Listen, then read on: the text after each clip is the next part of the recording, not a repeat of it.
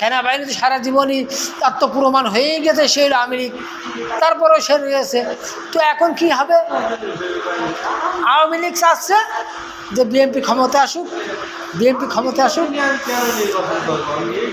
আওয়ামী লীগের দোসরদের পার্লামেন্টে বসিয়ে রাখবেন, অন্তর্বর্তী সরকারের ভিতরে বসিয়ে রাখবেন, আবার হইল গিয়ে নির্বাচন করবেন সুষ্ঠু, আমার সোনার নির্বাচন হবে।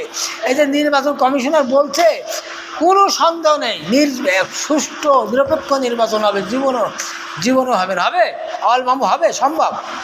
কখনোই সম্ভব না, কখনোই সম্ভব না। ডক্টর ইউনূসের ওজন বোঝা হয়ে গিয়েছে, ডক্টর ইউনূসের ওজন জনগণ বুঝে ফেলেছে। এর এক চড় মেরে দিলেও কোনো ব্যাপার নাই। ডক্টর ইউনূসের গায়ে তার ক্ষমতা নেই, তার মান ক্ষমতা নেই। কাজ আছে বাংলাদেশ, এমন কোনো ব্যক্তির ক্ষমতা নেই ডক্টর ইউনূসের একটা পশমের গায়ে টুকা দেবে, এরম ক্ষমতা নেই। যদি ক্ষমতা থাকতো এতদিন দিত, এতদিন দিত পারবে।